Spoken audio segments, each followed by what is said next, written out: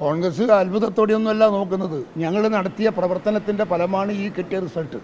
ആ പ്രവർത്തനം നടത്തുമ്പോഴേ ഞങ്ങൾക്ക് ഞങ്ങളുടേതായ ഒരു കാഴ്ചപ്പാടുണ്ട്.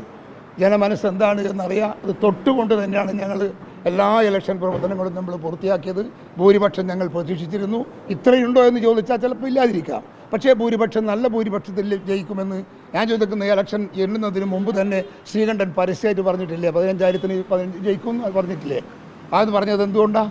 നമ്മൾ പ്രവർത്തനത്തിൻ്റെ ഭാഗമായിട്ട് നമ്മൾ ചെയ്യുന്നതാണ്, എസ്യൂം ചെയ്യുന്നതാണ്. നമ്മളതിനകത്ത് ഒരു കാൽക്കുലേറ്റ് ചെയ്യുകയാണ്. കിട്ടും, 15 വരെ എത്തും എന്ന് തോന്നിയത് കൊണ്ടാണ് 15 എന്ന് പറയുന്നത്. അപ്പോൾ അത് ഒരു നടന്ന പ്രവർത്തനത്തിൻ്റെ വസ്തുതാപരമായ പശ്ചാത്തലത്തിൽ വന്ന റിസൾട്ടാണ് ആ റിസൾട്ട്.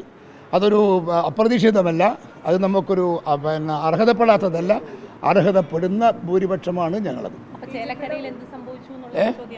ചേലക്കര എന്താ? ചേലക്കര ഞങ്ങൾ അഡ്വാൻസ് ചെയ്തില്ലേ? 40,000 വോട്ടിന് ജയിച്ചതല്ലേ ഇടതുപക്ഷം? 38 കൊല്ലം അല്ലേ? 38 കൊല്ലം CPM-ൻ്റെ കയ്യിൽ വെച്ചൊരു കോൺസ്റ്റൻസിയാണ് നിങ്ങൾ ഓർക്കണം. മനസ്സിലായോ? ആ കോൺസ്റ്റൻസിൻ്റെ അകത്ത് അവർ കഴിഞ്ഞ തവണ ജയിച്ചത് എത്രയാ? 38 സംതിങ് ഇങ്ങനെ ജയിച്ചത് ആ കോൺസ്റ്റൻസിയിൽ അവർ. അതാണ് ഇപ്പോൾ പത്ര കിട്ടിയ 12,000 അല്ലേ? 12,000 വോട്ടിലേക്ക് താണത്. എവിടെയാ വോട്ട്? എവിടെയാ കമ്പാരിസൺ?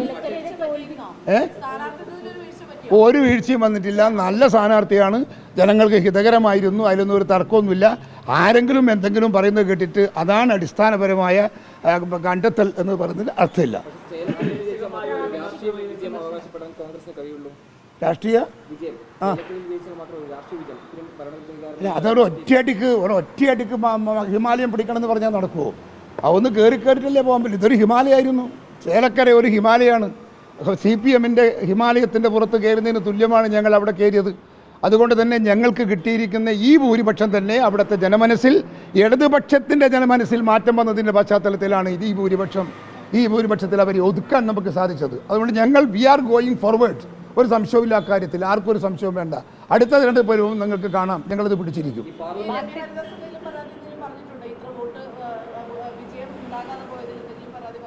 ആര്? ഇല്ല, രമ്യ ഹരിദാസ് ഒരു പരാതിയും പറഞ്ഞിട്ടില്ല. ഞാൻ ഇന്നലെ അവിടെ ഉണ്ടായിരുന്നു. ഞാൻ പാലക്കാട് നിന്ന് ഞാൻ അവിടെ പോയത് ചേലക്കരയായിരുന്നു. ചേലക്കര പോയി അവരെല്ലാം ഞാൻ കണ്ടിരുന്നു. അങ്ങനെ ആർക്കും പരാതിയൊന്നും എൻ്റെ മുമ്പിൽ ആരും പറഞ്ഞിട്ടില്ല. ഞങ്ങളെ സംബന്ധിച്ച് ചെയ്യാവുന്ന നല്ല പ്രവർത്തനം അവിടെ കാഴ്ചവെച്ചിട്ടുണ്ട്.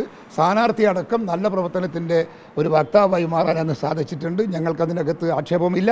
ജനമനസ്സിൽ മാറ്റം ഇനിയും വരാനുണ്ട്. ആ മാറ്റം വരും, അത് വരുത്തും. ഇന്നല്ലെങ്കിൽ നാളെ ആ നിയോജക മണ്ഡലത്തിലും കോൺഗ്രസിൻ്റെ ത്രിവർണ്ണ പതാക പറപ്പിക്കും.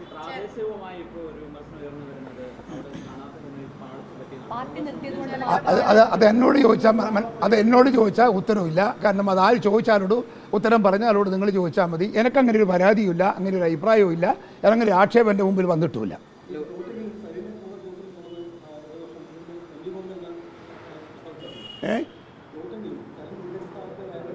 കൂട്ടിക്കോട്ടെ.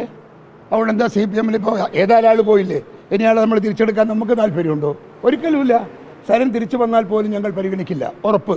കാരണം ഒരു പ്രത്യേക ക്രിട്ടിക്കൽ പോയിന്റിൽ പാർട്ടിയെ വിട്ട ചതിയനാണ്. അദ്ദേഹത്തെ തിരിച്ച് പാർട്ടിയിലേക്ക് എടുക്കാൻ ഞങ്ങൾക്ക് ആഗ്രഹമില്ല, താല്പര്യമില്ല, ചെയ്യുന്ന പ്രശ്നവുമില്ല. ഗോവിന്ദൻ മാഷ് തന്നെ കൊണ്ടു നടന്നോട്ടെ.